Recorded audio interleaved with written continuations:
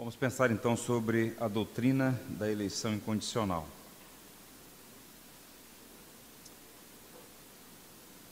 Eu queria ler com os irmãos Efésios capítulo 1, versos 3 a 6.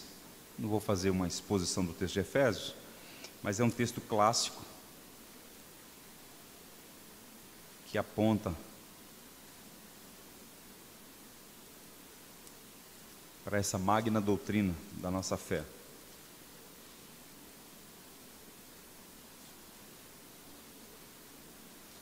Efésios capítulo 1, a partir do verso 3.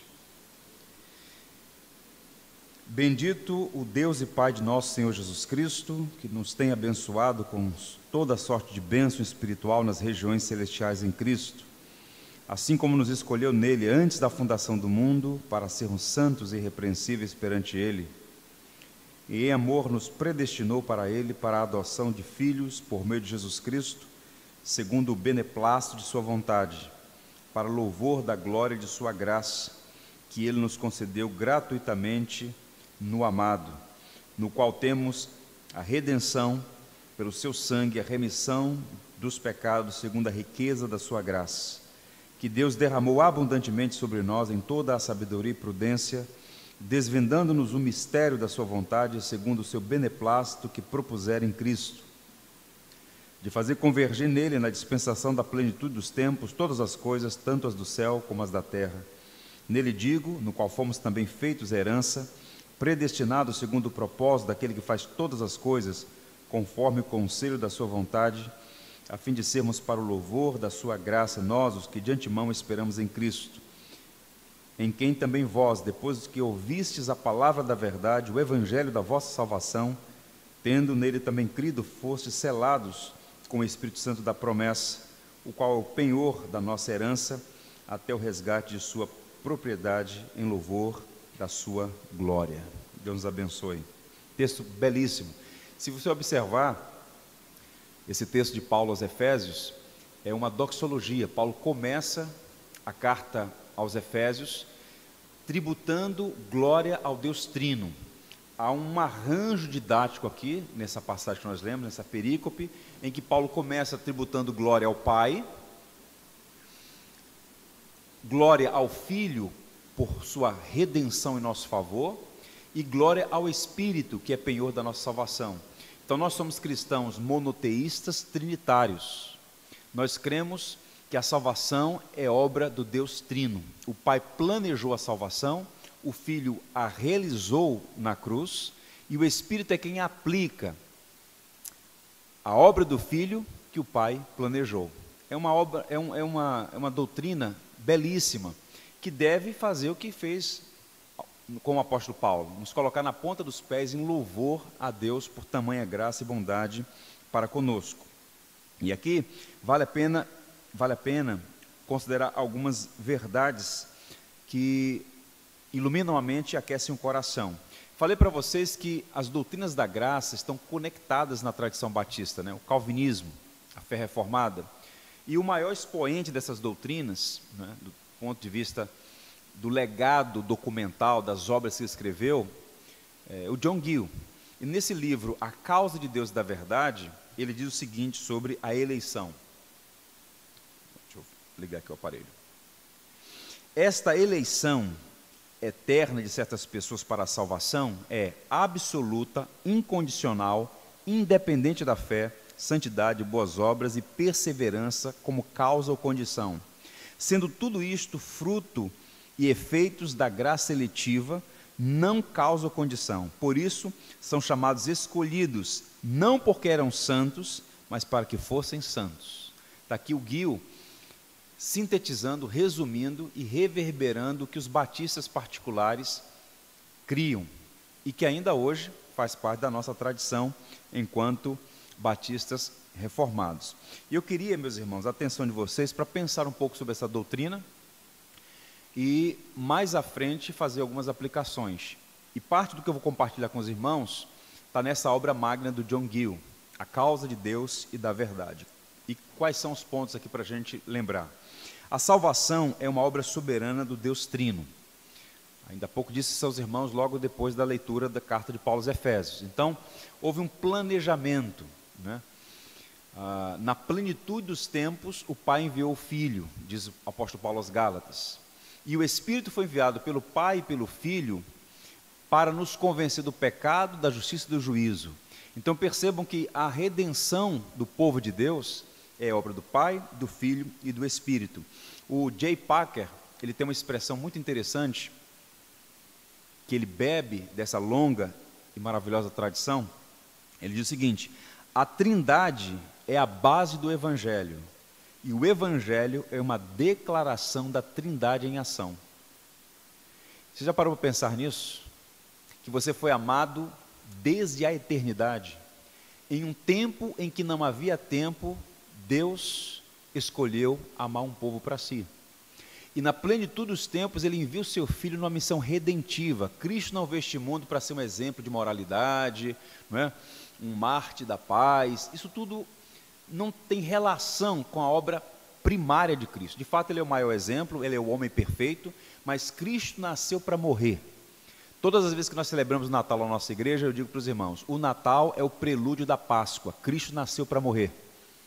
Ele veio para dar a sua vida em resgate de muitos. E a igreja é o resultado dessa operação que o Pai planejou, o Filho realizou, e nós só estamos no Evangelho porque o Espírito da graça, o mesmo Espírito que tirou Cristo do túmulo, é o Espírito que nos tirou das trevas. É a mesma operação. Abriu os nossos olhos, regenerou nosso coração e nos habilitou a enxergar a beleza do Evangelho, mas antes disso, enxergar nossa própria vileza. Então, esse é um ponto primário. Segundo, a eleição é uma verdade revelada na palavra e não uma teoria inventada por homens. Geralmente, quem não conhece a matéria fala assim, essa é uma teoria. Eu falei, teoria não, é uma doutrina. Uma teoria é diferente de uma doutrina. Doutrina tem comprovação, está testada pelo tempo, e no nosso caso aqui, passou pelo crivo das Escrituras, que é o Tribunal Supremo da nossa fé e prática. Então, a Bíblia apresenta essa doutrina, não é uma coisa inventada por Calvino, por Agostinho. Esses homens tiveram importância e valor em sistematizar, e nós abraçamos doutrinas hoje que foram processualmente formuladas. Então, a Bíblia não é um livro de teologia sistemática. Ok? Teologia bíblica é uma coisa, teologia sistemática é outra. Teologia sistemática, ela nasce da reflexão teológica que não foi dada a uma pessoa, mas à comunidade cristã. Providência, trindade, a Bíblia nem a palavra trindade usa, mas alguém em sã consciência pode negar a magna doutrina da trindade, é o nosso distintivo como cristãos. Existem religiões salvacionistas, mas o cristianismo, o que o distingue de toda e qualquer religião, primariamente, é a sua perspectiva trinitária. Nós cremos no único Deus, que é ao mesmo tempo Pai, Filho e Espírito, coiguais e coeternos. Portanto, a doutrina da eleição não é uma teoria, é uma doutrina bíblica. Todo cristão crê na doutrina da eleição. O que está em debate é se a eleição é condicional ou incondicional. Mas por que nós cremos na doutrina da eleição? Porque a Bíblia ensina, está lá, está posto aqui para nós. O terceiro ponto, a doutrina da eleição é verdadeira, mas não é de fácil compreensão. Não sei se ontem, talvez ontem mesmo, eu estava conversando com alguém aqui, não me recordo quem exatamente. Existe no ideário popular evangélico um raciocínio muito sutilmente perigoso, que é basicamente o seguinte: se é fácil de compreender, é bíblico. Se é difícil de compreender, não pode ser bíblico. Meu Deus. Pergunta básica. Alguém aqui acha que é fácil compreender a doutrina de como um só Deus ao mesmo tempo é três? Veja uma confusão teológica no meio da igreja. Você chama alguém para orar e o indivíduo começa a orar. Senhor Jesus, eu te louvo, Senhor Jesus, e começa a dirigir a Jesus. E tal, aí lá pelas tantas ele diz em nome de Jesus. Ele está se dirigindo a Jesus em nome de Jesus. Ele não entendeu ainda os papéis da Trindade. As heresias são cantadas nos cultos cristãos. Tem uma canção que foi interpretada aqui no Brasil, e o título é, acho que é Digno És, o nome da música. E aí, Digno És, ó Pai, e aí descreve a obra do Filho. O Pai não morreu na cruz, quem morreu na cruz foi o Filho. Lá na igreja a gente canta a música, é muito bonito, mas corrigimos. Graças eu te dou, Jesus. E descreve a obra de Cristo. Porque nós precisamos entender os papéis das três pessoas da Trindade. Agora, essa doutrina não é de fácil compreensão.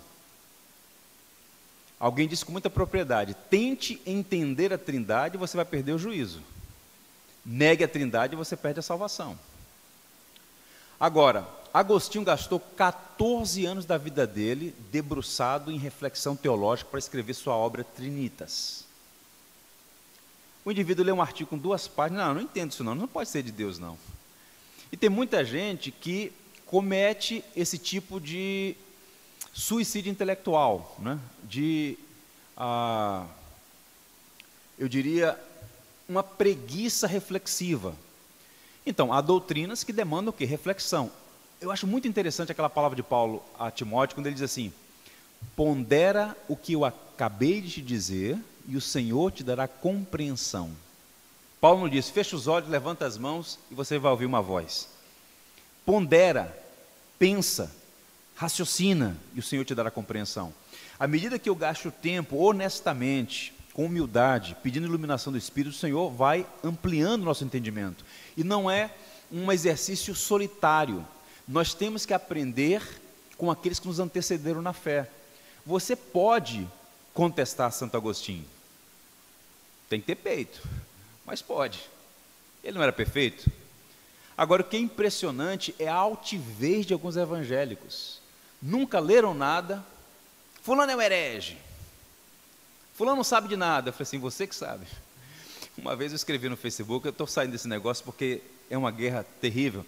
Eu postei um texto do Sproul, um comentário dele sobre o Estado, o papel do Estado como ministro de Deus. Aí teve um indivíduo que foi lá, um gadareno, e colocou assim, o doutor Sproul tem que ler mais. O que você responde na hora dessa? Aí eu coloquei assim, imagine você. Sim, o Sproul tem que ler mais, agora imagine você. Então, assim, uma pedância muito grande. Então, não é porque é difícil de compreensão que não é verdadeiro. Então, sinal de alerta aí. Olha o que a Bíblia diz: Deus tem misericórdia de quem quer e também endurece quem quer. Tu, porém, me dirás, de que se queixa ele ainda? Pois quem jamais resistiu à sua vontade?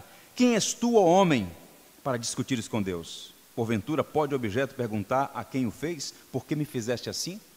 Não mais claro do que isso. Agora, por quê? Nós cantamos o hino 377, não sei por que razão, né? Deus a mim se revelou, só sei que meu Senhor virá na glória que tem, porque eu estou bem certo, tenho crido, que é poderoso para guardar meu tesouro até o dia final. Nós não temos todas as respostas, mas o que nós temos está claro: Deus nos amou e nos chamou para si, e louvado seja o seu nome por isso.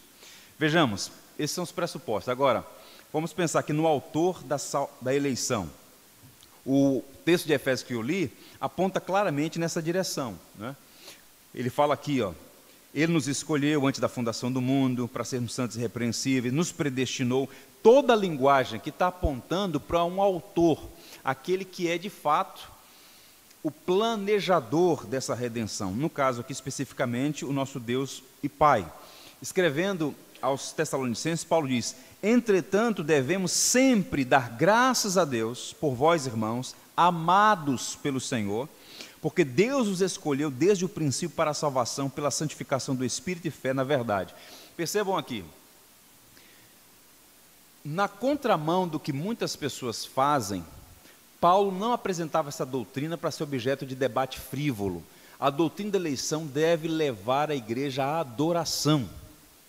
Ele diz, sempre devemos dar graças a Deus, louvar a Deus. Por que louvar a Deus? Porque Ele nos escolheu para si, porque Ele enviou o Seu Filho como nosso Redentor, porque apesar de nós, Ele insiste em nos amar, porque o nosso pecado, por mais vil que seja, não é maior que a graça do Senhor sobre nós. Então, deve desembocar em louvor e adoração. Nós o amamos porque Ele nos amou primeiro. Então, o autor da eleição é o nosso Deus trino. A veracidade, como é que nós podemos comprovar que essa doutrina é bíblica? 2 fontes. A primeira, a Escritura. A segunda, a tradição cristã. O testemunho, a nuvem de testemunhas. Os grandes e notáveis homens da história que subscreveram, que confirmaram essa doutrina. Deixa eu passar rapidamente por alguns textos aqui do Novo Testamento. Olha só. Todo aquele que o Pai me dá, esse virá a mim, e o que vem a mim, de modo algum lançarei fora. E a vontade de quem me enviou é esta, que nenhum eu perca de todos os que me deu. João 6,39. Manifestei o teu nome aos homens que me deste do mundo, eram teus, tu nos confiaste e eles têm guardado a tua palavra. João 17,6. É por eles que eu rogo, não rogo pelo mundo, mas por aqueles que me deste, porque são teus. João 17,9. O João 17 inteiro, a oração sacerdotal, como via de regra é conhecida, é uma evidência de que realmente Deus tem um povo especial, não é? Há uma obra do Steven Lawson que é baseada no Evangelho de João e que ele apresenta as doutrinas da graça à luz do Evangelho segundo João. Agora vamos avançar do livro de João para Atos. Olha o que Lucas registra. Os gentios, ouvindo isso, regozijavam-se, glorificavam a palavra do Senhor e creram, quem? Todos os que haviam sido destinados para a vida eterna. De fato, existem pessoas destinadas, predestinadas para a redenção eterna. Paulo aos Romanos, porquanto aos que de antemão conheceu, também os predestinou para serem conformes à imagem de seu Filho, e aos que predestinou, a esse também chamou, e aos que chamou, a esse também justificou, e aos que justificou, a esse também glorificou. Quem tentará acusação contra os eleitos de Deus? É Deus quem os justifica, os chamados elos da corrente dourada. E conhecer aqui não é fé prevista, conhecer aqui é aqueles a quem Deus se afeiçoou. A estes, então Deus aplica graciosamente o seu plano redentivo. E nós temos uma grande nuvem de testemunhas. Isso também conta muito. Por que razão? Porque observe, se eu professo uma doutrina que não tem respaldo histórico, que é contestada por homens mais santos, mais sábios, mais piedosos do que eu, tem algum problema. Agora, quando você confessa, à luz das Escrituras, eu reconheço a doutrina da eleição incondicional. Quem está ao meu lado? A pleiade dos gigantes é grande. Vamos começar aí. Você pega homens como Agostinho, Crisóstomo, Lutero, Calvino, Knox, Owen, Goodwin, Edwards, Whitefield, Martyn Lloyd-Jones, Sproul. Eram homens que não estudaram um artigo na internet. Homens que conheciam com profundidade as Escrituras, a tradição cristã, e que escreveram obras importantes, dialogaram com antagonistas nesse debate. Então, quando você se posta ao lado dessas doutrinas, você não está sozinho. Você tem aí a nuvem de testemunhas. E no circuito batista, como é que a gente contesta a fake news, que batistas não são calvinistas? Olha aqui, Spielberg, Knowles, Kiffen, Kitt, Gill, Abraham Booth, Spurgeon, John Daggy, Boyce, Adoniran Judson, Carey, Brodus, Russell Shedd. Todo mundo gosta do Shedd, né? Aquele pastorzinho manso, falando, fala aqui, fala acolá, mas quando descobre que Shedd era calvinista, que coisa! Pois era dos bons, fez um trabalho muito importante de disseminação do Evangelho em nosso país. Portanto, há uma veracidade dessa doutrina à luz da Escritura e da tradição da igreja. A natureza da eleição, que significa a doutrina da eleição incondicional. Vejamos, ela é incondicional, o verso 1,4 mostra claramente isso aí, né? Foi Deus quem tomou a iniciativa, não foi uma fé prevista, né? A fé é um dom de Deus, então a salvação de fato pertence ao Senhor. Todos quanto foram destinados para a salvação creram, é o que está sendo dito aí. A eleição não é o resultado da fé, mas a causa dela. Se você tem fé em Cristo, isso é uma prova de que você recebeu esse selo, essa manifestação da graça de Deus. Deus não nos escolheu porque éramos santos, mas para sermos santos. Deus não nos escolheu por causa das boas obras, mas para andarmos em boas obras, as quais Ele preparou de antemão. Deus não nos escolheu por causa da nossa obediência, mas para que fôssemos obedientes à sua lei, como sinal de gratidão e afeição a Ele. Portanto, a eleição é incondicional. Um outro ponto, a eleição é para um relacionamento pessoal com Deus. e em amor nos predestinou para Ele, para a adoção de filhos, por meio de Jesus Cristo, segundo o beneplácito da sua vontade. Nos predestinou para Ele. A eleição é para trazer de volta para si um povo. Nós somos chamados para essa relação com o Senhor. É muito interessante quando Jesus chama os 12, eu estou fazendo uma série de exposições no Evangelho de Marcos lá na igreja, e no capítulo 3, o texto diz que o Senhor Jesus Cristo chamou os que Ele mesmo quis para estar com Ele, e em seguida Marcos descreve a missão. Então a vocação é a soberania de Deus, selecionando pessoas primariamente para estar com Ele. Então Deus não é uma tese, Deus é uma pessoa com a qual nos relacionamos por meio de Cristo. Então nós precisamos ter boa doutrina, boa teologia, mas lembremos sempre, o cristianismo não é uma religião filosófica. O cristianismo, embora tenha proposições, a fé cristã é o poder de Deus salvando pessoas e colocando-as num relacionamento correto com o seu Criador. Deus ama ser amado, né? Então é para o relacionamento que nós somos chamados. Fundamento da eleição, olha só: para o louvor da glória de sua graça, a qual Ele concedeu gratuitamente no amado, né? Então nós fomos eleitos em Cristo, todas as bênçãos espirituais que nós temos residem na pessoa de Cristo. Ele é a fonte primária da graça de Deus sobre nós. Não há salvação fora de Cristo, não há outro nome pelo qual importa que sejamos salvos. O fundamento é Cristo, e somente Cristo. Agostinho, na obra dele, em 2 volumes, né, publicado em português, Graça 1, Graça 2, ele diz algo extraordinário. Olha só que coisa linda, uma oração de Santo Agostinho: Senhor, tua palavra, tua graça é livre, visto que não é merecida nem conquistada. É indispensável, pois é a condição sine qua non da salvação. É preveniente, pois deve vir antes do pecador se recuperar. É irresistível, porque cumpre o propósito de Deus em dá-la. Ó soberano Deus, reconheço que a tua graça é infalível, porque a sua liberação é sem falha. Coisa linda. Enaltecendo a graça de Deus. Inclusive Agostinho é chamado de o doutor da graça. Então, o fundamento é a obra de Cristo, a fonte é a graça. Calvino trabalhava com essas categorias: fonte, base, meio e fim. Era uma maneira de trabalhar teologia a partir do método escolástico, muito interessante. Eu sugiro a vocês lerem mais sobre isso. E aqui, uma ilustração. Eu tirei essa foto é em Washington, tem uma série de memoriais. O primeiro deles é o memorial da Segunda Guerra Mundial. Aí você tem aquela avenida, aquele espelho d'água que dá no Memorial Lincoln, e de um lado e de outro, esquerda e direita, você tem vários memoriais da Primeira Guerra, da Guerra da Coreia, várias guerras com as quais os americanos se envolveram. E essa foto é o memorial da Guerra da Coreia. Então você tem um lago, que eles chamam de Lago do Esquecimento, em frente tem esse mural com essa frase, e algumas estátuas de soldados que lutaram na Guerra da Coreia. E essa frase é interessante porque diz o seguinte, numa tradução livre: a liberdade não é grátis. E o que é que esse memorial está sugerindo?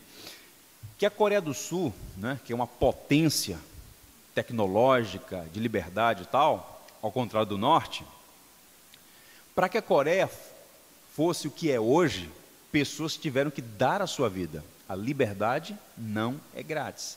Então, quando nós pregamos o evangelho da graça, salvação pela graça, é de graça a nós, mas custou um alto preço, como nós cantamos ontem, ao Filho de Deus.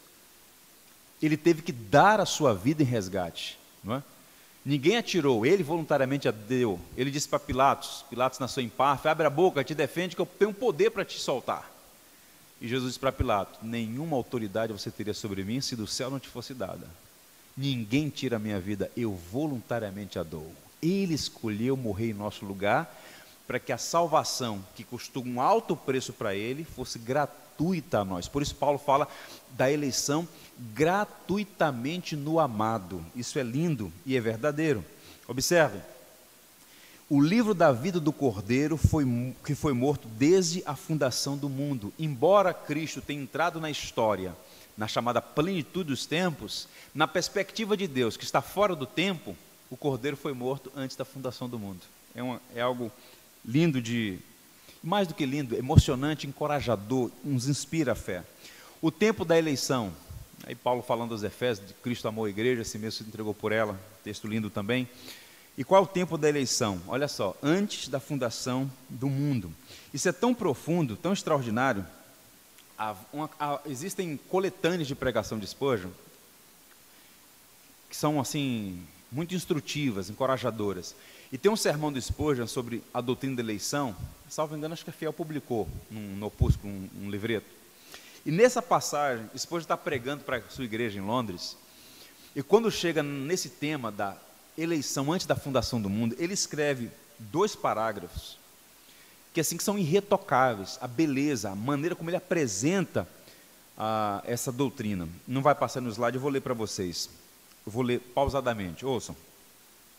Enquanto não recuarmos até o tempo em que o universo inteiro dormia na mente de Deus, como algo que ainda não havia nascido, enquanto não penetrarmos na eternidade, onde Deus, o Criador, vivia na comunhão da Trindade, quando tudo ainda dormia dentro dele, quando a criação inteira repousava em seu pensamento todo abrangente e gigantesco, não teremos nem começado a sondar o princípio quando Deus nos escolheu. Deus nos escolheu quando o espaço celeste não era ainda agitado pelo marulhar das asas de um único anjo, quando ainda não existia qualquer ser, ou movimento, ou tempo, e quando coisa nenhuma, ou ser nenhum, exceto o próprio Deus, existia, e Ele estava na comunhão das 3 pessoas, Pai, Filho e Espírito, que nos escolheu para si. Ele recua a eternidade, é o fundamento.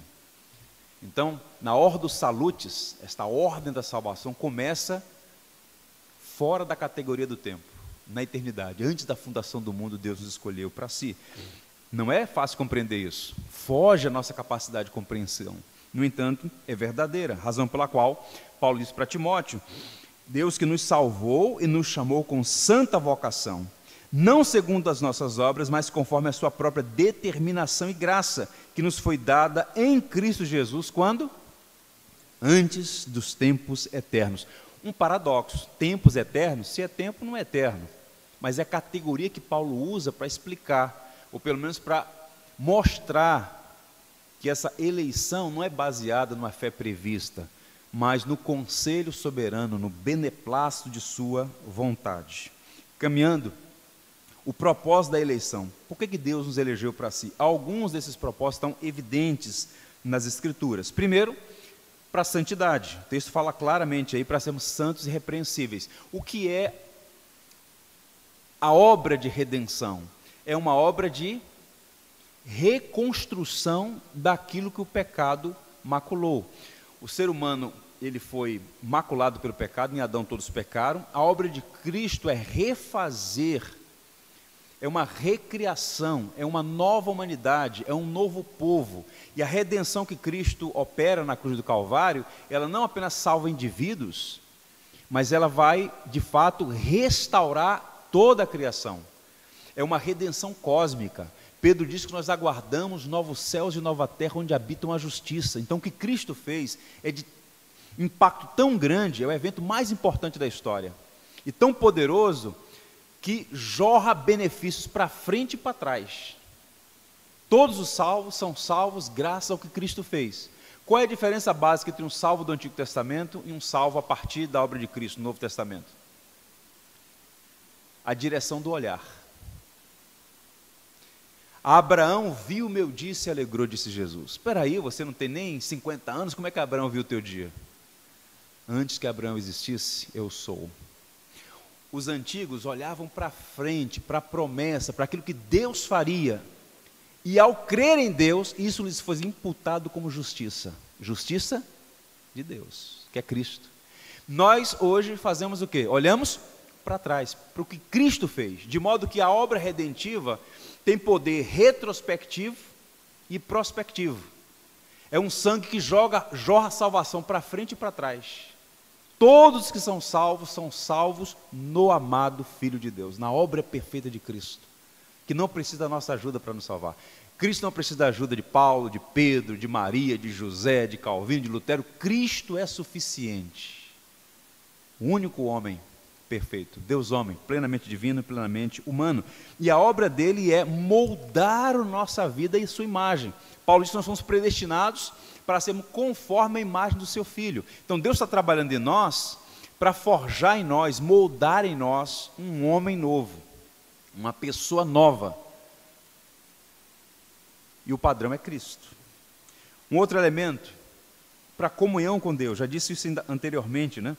A ideia de ter comunhão com Deus. Deus nos predestinou para sermos seus filhos. Deus só tem um único filho. O unigênito significa da mesma natureza. Deus só tem um. O Filho eterno, o Verbo. Então, o Filho de Deus se fez filho do homem para que os filhos dos homens se tornassem filhos de Deus.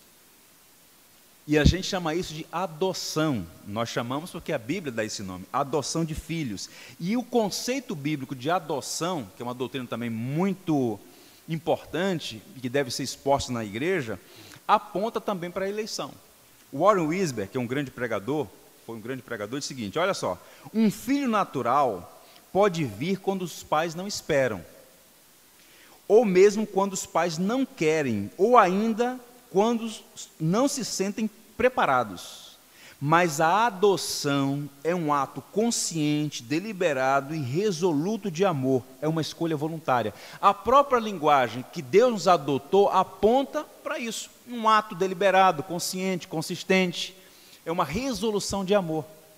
Então, se nós somos adotados por Deus como seus filhos, é a prova de que Ele nos chamou para si.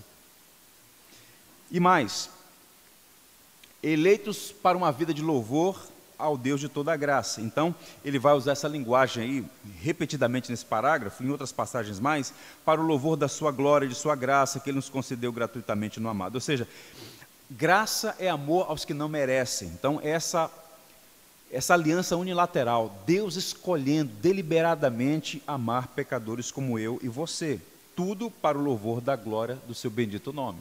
Então, essa doutrina, as doutrinas da graça como um todo, mas essas duas primeiras que eu apresentei aos irmãos, a doutrina da corrupção radical e da eleição incondicional, apontam para isso, para esses dois pontos que, em alguma medida, são a vitrine do Evangelho, a vileza humana em contraste com a graça divina. Então, somos amados apesar de nós. Se hoje somos abençoados, é porque Cristo foi amaldiçoado. Se somos aceitos, é porque Ele foi abandonado. Se estamos vivos, é porque Ele morreu a nossa morte. Então percebam que tudo isso é fruto da graça de Deus, e por isso a expressão mais adequada é doutrinas da graça, porque põe em evidência a graça de Deus.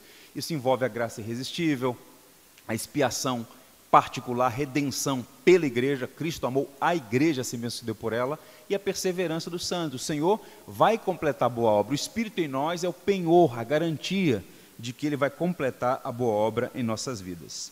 Desfrutando da paciência dos irmãos, eu queria, nessa parte final, rapidamente, vou deixar para ler para o final isso aqui. Eu queria tentar responder essa pergunta: por que a igreja precisa das doutrinas da graça? Que alguém pode perguntar, mas para quê? Isso é importante? Tem o seu valor? Se é uma doutrina bíblica, tem importância e tem valor. Especialmente essas doutrinas da graça que apontam para a obra de Cristo e a sua maravilhosa graça. Pois bem, vamos pensar um pouquinho no cenário evangélico brasileiro. Nós temos um retrato sombrio. Eu digo isso aqui não com prazer, mas com tristeza, na perspectiva de que Deus misericordiosamente possa fazer algo favorável, poderoso em favor da igreja no Brasil. Nós já temos sinais da graça de Deus, muitas boas igrejas sendo plantadas, revitalizadas. O próprio movimento reformado no Brasil é um sinal da misericórdia de Deus em favor da igreja no Brasil. Mas percebam, o quadro geral não é bom. Eu chamo de retrato sombrio. Veja aí, uma igreja teologicamente confusa, moralmente fraca, socialmente inoperante, espiritualmente decadente. O problema hoje não é simplesmente a quantidade de heresias em circulação, é que as pessoas não percebem. O indivíduo é capaz de elogiar um sermão do Hernando Dias Lopes e, ao mesmo tempo, elogiar um sermão, se é que é sermão, do R.R. Soares. Não tem como. É uma confusão. No mesmo culto, tem fogo descendo do céu, chuva descendo do céu, né? Na liturgia, uma bagunça. E as heresias sendo cantadas com muita animação. É confusa a igreja evangélica brasileira. Então, o pelagianismo faz muito bem na casa evangélica no Brasil. Uma igreja confusa, moralmente fraca, o escândalo do comportamento evangélico. Eu tenho amigos empresários que dizem, pastor, eu não emprego evangélicos, são os piores. Dão trabalho, chegam atrasados, falam mal do patrão, cria problema com o funcionário, é um horror. A doutrina não impacta a vida. Paulo diz para Tito que o comportamento deve ornamentar a doutrina. Aquele que diz estar nele deve andar como ele andou. Você deve ser um ícone na sociedade de integridade, de ética, de moral, se ensina ou não, comprou, pagou, respeitoso, gentil, amável. O evangelho tem que mudar a nossa vida. Então o indivíduo vem para a igreja, ele se torna membro da igreja, ele participa da ambiência da fé, ele até assimila sistemas doutrinários, mas continua a mesma pessoa, é cáustica, é confusenta, complicada, coração amargurado. Meu irmão, você tem que ser uma carta lida por todos os homens, você tem que ser o bom perfume de Cristo. E não é isso que a gente está vendo, grosso modo, na igreja evangélica. Socialmente inoperante em que sentido? A igreja precisa ser misericordiosa. Socorrer o pobre não é ser comunista. Ser misericordioso, nós temos 14 milhões de brasileiros que vivem com R$240 por mês. E não está pior por causa da presença da igreja nas comunidades. No Rio de Janeiro a gente trabalha lá e vê, nas favelas, a presença da igreja. Só que isso tem que ser potencializado. E essas igrejas neopentecostais, enquanto os pastores estão comprando helicóptero e avião para lá e para cá, há pessoas morrendo de fome, não é? A gente precisa ter impacto, não no sentido de transformar a igreja numa ONG, mas inevitavelmente uma igreja viva, ela vai causar impacto social na comunidade. Foi assim no decurso da história. E espiritualmente decadente, porque embora a igreja, algumas, sejam economicamente fortes, politicamente expressivas, não é? Falta autoridade espiritual. Autoridade espiritual não é ter milhões de seguidores no Facebook ou no Instagram. Autoridade espiritual é encarnar o evangelho. É como disse Paulo, viver Cristo, né? E a gente precisa disso aí. Bem, vejamos aqui por que essas doutrinas são importantes. Primeiro, a igreja precisa de doutrinas da graça para fortalecê-la em tempos de frouxidão moral. Então, essas doutrinas vão causar impacto no aspecto comportamental, ético, moral. Veja o que Paulo diz aos Romanos. Não está aí não, mas eu vou ler para os irmãos. Que diremos, pois? Permaneceremos no pecado para que seja a graça mais abundante? De modo nenhum. Como viveremos ainda no pecado nós, o que para ele morremos? Então, a gente precisa entender isso. No Éden, Deus disse a Adão, obedeça ou morra. Ele desobedeceu e morreu. No jardim do Getsêmani, Deus disse a Jesus, obedeça e morra. E ele morreu, como resultado da sua obediência à ordem do Pai. Qual o propósito? O propósito foi para que nós vivêssemos o padrão de Deus. Então a santidade de Deus, a retidão de Deus, a justiça de Deus, não é uma coisa ruim, muito pelo contrário. A santidade é a beleza de Deus, né? É a beleza de Deus. Caminhando, a igreja precisa das doutrinas da graça para sustentá-la como luz do mundo e sal da terra. Essa expressão, luz do mundo e sal da terra, uma metáfora cunhada por Jesus, presente no Novo Testamento, ela é importante porque mostra para a igreja o seu papel de ser uma referência para um mundo sem balizas morais. Quer ver um exemplo disso, gente? Para ser bem preciso e rápido aqui. Veja o que aconteceu no campo da revolução cultural, ou do marxismo cultural, como queiram. Isso está em curso já faz tempo. Uma vitrine dessa movimentação de mudança de valores, de princípios. Década de 60, nos Estados Unidos da América, para ficar apenas no lugar do mundo, houve a chamada revolução sexual. Então, faça amor, não faça guerra, era o discurso no contexto da guerra do Vietnã. E de lá para cá, toda aquela ética moral, sexual, judaico-cristã foi colocada no chão. E o que nós temos hoje como resultado disso? Esse é o pior cenário da história. Nunca houve tantos estupros, tanto abuso sexual, tanta violência contra criança. Nunca houve tanto divórcio, nunca houve tantas famílias destruídas em nome da liberdade. O que a gente tem aí não é amor livre, porque não é nem amor, nem é livre. E a igreja precisa ser uma referência, mas muitas vezes, sobretudo numa época como a nossa, de grande utilização dessas ferramentas tecnológicas, né, do mundo virtual, como é dito, a igreja acaba recebendo influência dos influenciadores, e alguns comportamentos que são estranhos ao evangelho acabam sendo normais, aceitos e até encorajados de alguns círculos ditos cristãos. E a gente precisa ser sal do mundo e luz da terra. Também no campo da sexualidade, para ficar apenas numa questão. Vejam o que o John Stott escreve num livro chamado Igreja Autêntica. Eu vou ler para vocês. Jesus disse que a influência dos cristãos na sociedade seja tanto negativa, impedindo a disseminação do mal, quanto positiva, promovendo a disseminação da verdade e da bondade, em especial o Evangelho. Agora ouçam a crítica dele. Se a casa está escura à noite, não faz sentido culpar a casa por ser escura, ou por estar escura. Isso que acontece quando o sol se põe. A pergunta é, onde está a luz? E ele prossegue. Do mesmo modo, se a carne se estraga e se torna intragável, não faz sentido culpar a carne por se estragar. Isso é o que acontece quando as bactérias são deixadas livres para se multiplicar. A pergunta a fazer é, onde está o sal? E ele conclui, assim também, se a sociedade se torna corrupta, como uma noite escura, um peixe que cheira mal, não faz sentido culpar a sociedade por sua corrupção. Isso é o que acontece quando o mal humano não é restringido e refriado. A pergunta a fazer é, onde está a igreja? Onde está o sal e a luz de Jesus? Portanto, essas doutrinas, elas têm que causar um impacto na vida do cristão, para que ele seja uma referência, uma luz que orienta e um sal que preserva a presença da igreja no mundo. Então, o verdadeiro calvinismo é mais do que um conjunto de dogmas, é um sistema.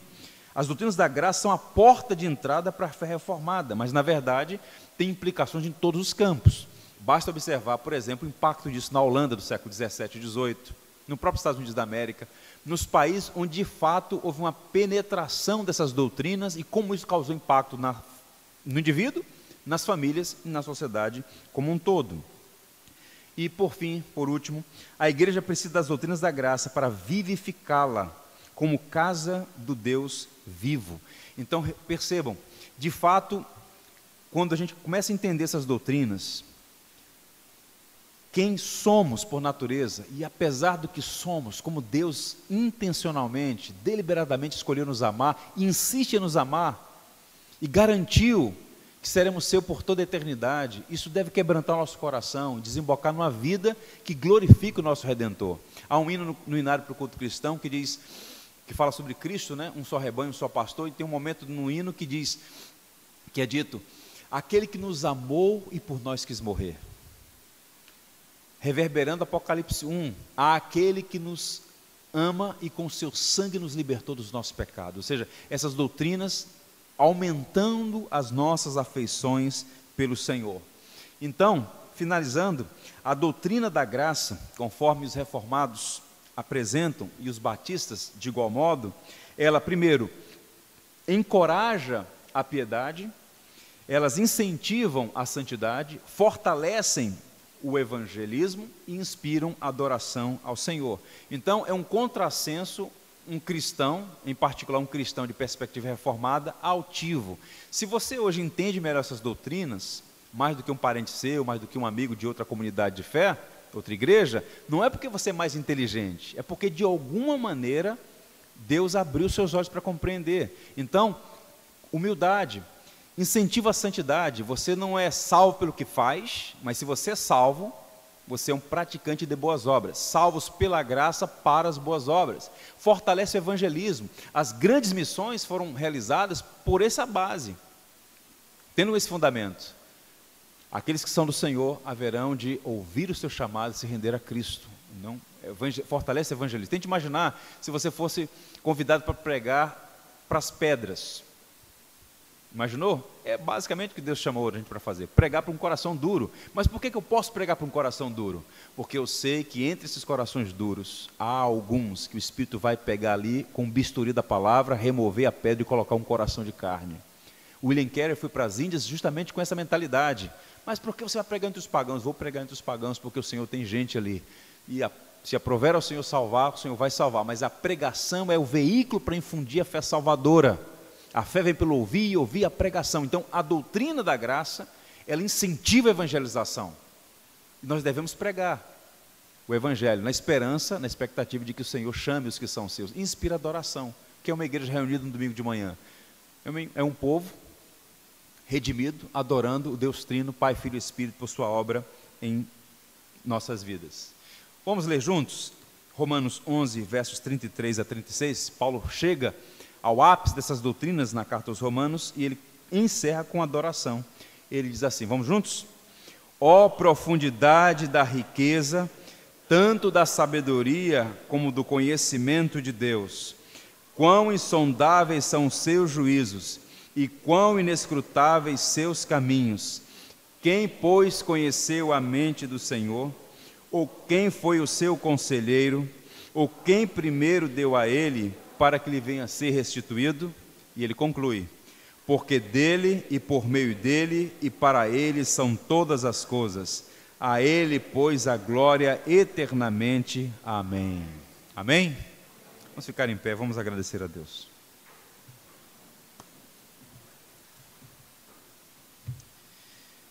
Senhor, nosso coração se enche de alegria à medida que abrimos a sua palavra e encontramos nela essas verdades gloriosas. Como é bom saber que apesar de nós, o Senhor nos amou desde a eternidade. Nos amou tão intensamente que na plenitude dos tempos enviou o seu Filho para ser o nosso Redentor. Obrigado pelo teu Espírito que abriu os nossos olhos, regenerou o nosso coração e nos habilitou a voltar para o Senhor. E aqui nós estamos como fruto desta graça bendita e maravilhosa. Ajuda-nos a viver de modo digno do Evangelho, como arautos da graça, arautos do Evangelho, mostrando ao mundo que Cristo é a nossa única esperança. Ó Senhor, permita que essas verdades não estejam apenas na nossa mente, mas também aqueçam o nosso coração.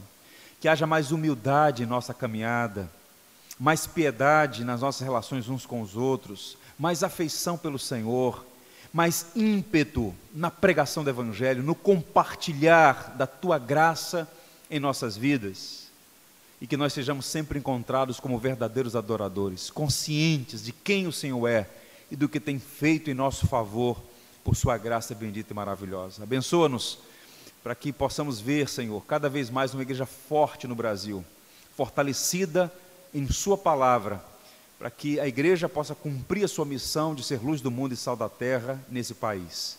Permita que de norte a sul, mais igrejas, mais púlpitos sejam fortalecidos, por meio da pregação do Evangelho, das insondáveis riquezas de Cristo, nosso Senhor e Salvador, por meio de quem nós oramos. Amém.